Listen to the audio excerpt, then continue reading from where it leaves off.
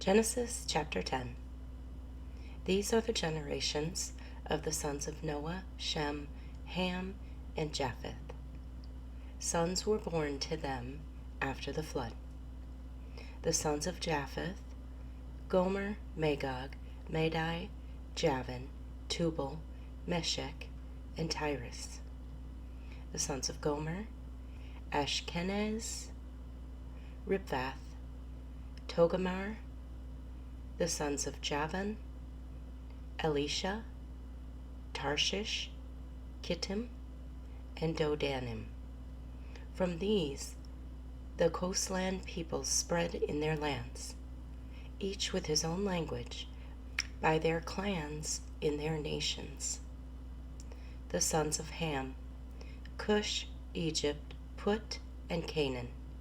The sons of Cush: Seba, Havilah, Sabata, Ramah, and Sabteka. The sons of Ramah: Sheba and Dedan. Cush fathered Nimrod. He was the first on earth to be a mighty man. He was a mighty hunter for the Lord. Therefore it is said, like Nimrod, a mighty hunter before the Lord. The beginning of his kingdom was Babel, Erech, Akkad, and Calneh in the land of Shinar. From that land he went into Assyria and built Nineveh, Rehoboth, Calah, and Rezin, between Nineveh and Calah. That is the great city. Egypt fathered Nudam, Anamin, Lehebim, Nephtuhim, Pathrusim, Casluhim. From the Philistines came, and Caphtorim. Canaan, father of Sidon, his firstborn, and Heth, and the Jebusites, the Amorites, the Gigashites, the Hivitites, the Archites, the Sinites, the Arvadites, the Zemarites, and the Hamathites. Afterwards the clans of the Canaanites disappeared, and the territory of the Canaanites extended from Sidon in the direction of Gerar as far as Gaza, and in the direction of Sodom, Gomorrah, Amdah, Zeboim, and as far as Lasha. These are the sons of Ham, by their clans, their languages, their lands, and their nations. To Shem also, the father of all children of Eber, the elder brother of Japheth, children were born.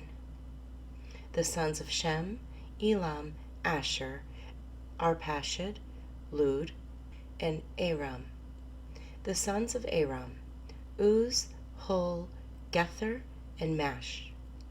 Arpachshad fathered Shelah, and Shelah fathered Eber. To Eber were born 2 sons.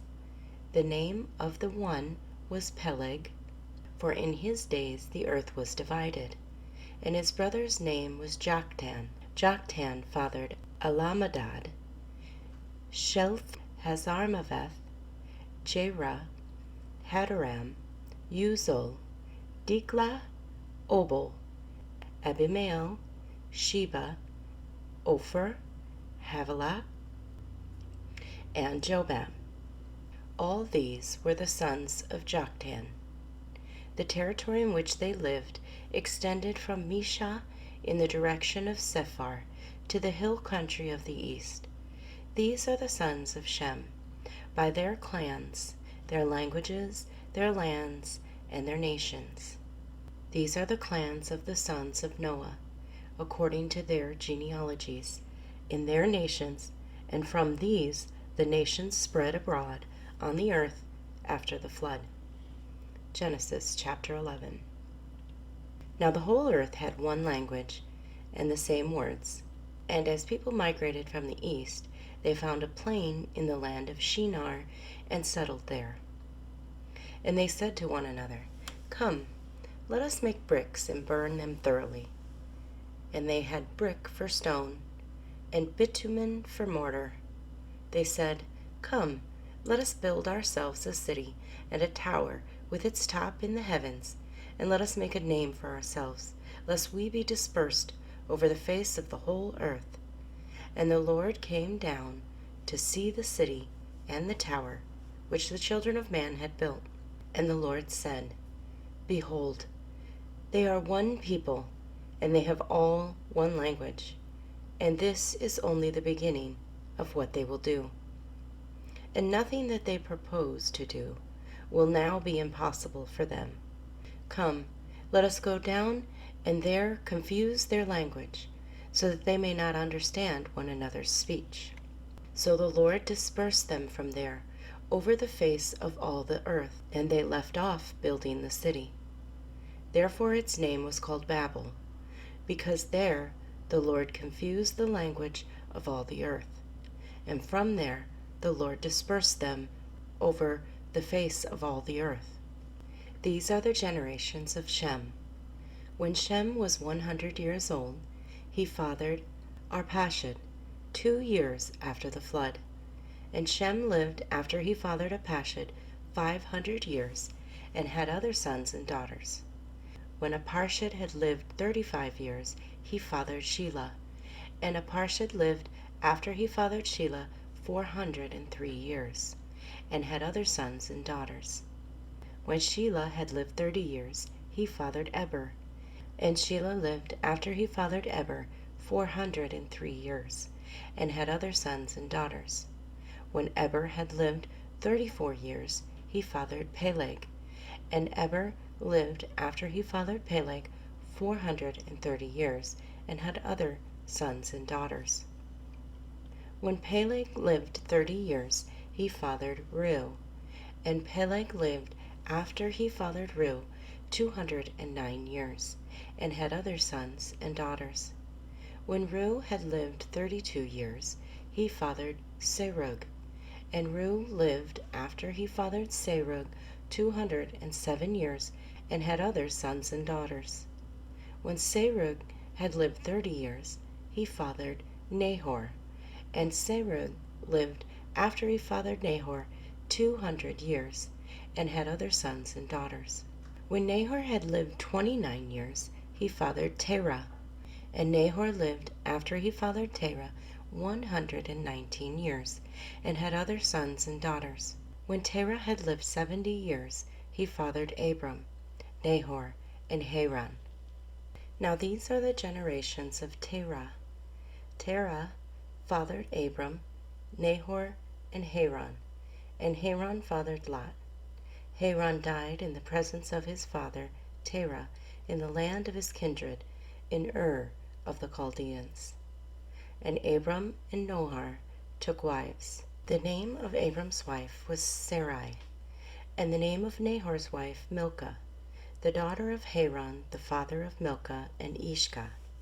Now Sarai was barren, she had no child. Terah took Abram his son, and Lot the son of Haran his grandson, and Sarai his daughter-in-law, his son Abram's wife, and they went forth together from Ur of the Chaldeans to go into the land of Canaan. But when they came to Haran, they settled there. The days of Terah were 205 years, and Terah died in Haran. Genesis chapter 12. Now the Lord said to Abram, Go from your country and your kindred and your father's house to the land that I will show you. And I will make you a great nation, and I will bless you and make your name great, so that you will be a blessing. I will bless those who bless you, and him who dishonors you I will curse. And in you all the families of the earth shall be blessed. So Abram went, as the Lord had told him, and Lot went with him. Abram was 75 years old when he departed from Haran. And Abram took Sarai his wife, and Lot his brother's son, and all their possessions that they had gathered, and the people that they had acquired in Haran, and they set out to go to the land of Canaan. When they came to the land of Canaan, Abram passed through the land to the place at Shechem. to the oak of Moreh. At that time the Canaanites were in the land. Then the Lord appeared to Abram and said, "To your offspring I will give this land." So he built there an altar to the Lord who had appeared to him. From there he moved to the hill country on the east of Bethel and pitched his tent, with Bethel on the west and Ai on the east. And there he built an altar to the Lord and called upon the name of the Lord. And Abram journeyed on, still going toward the Negeb. Now there was famine in the land, so Abram went down to Egypt to sojourn there, for the famine was severe in the land. When he was about to enter Egypt, he said to Sarai, his wife, "I know that you are a woman beautiful in appearance, and when the Egyptians see you, they will say, 'This is his wife.' Then they will kill me, but they will let you live. Say you are my sister, that it may go well with me because of you, and that my life may be spared for your sake." When Abram entered Egypt, the Egyptians saw that the woman was very beautiful, and when the princes of Pharaoh saw her, they praised her to Pharaoh. And the woman was taken into Pharaoh's house, and for her sake he dealt well with Abram, and he had sheep, oxen, male donkeys, male servants, female donkeys, and camels. But the Lord afflicted Pharaoh and his house with great plagues because of Sarai, Abram's wife. So Pharaoh called Abram and said, "What is this you have done to me? Why did you not tell me she was your wife? Why did you say she is my sister, so that I took her for my wife? Now then, here is your wife. Take her and go." And Pharaoh gave men orders concerning him, and they sent him away with his wife and all that he had.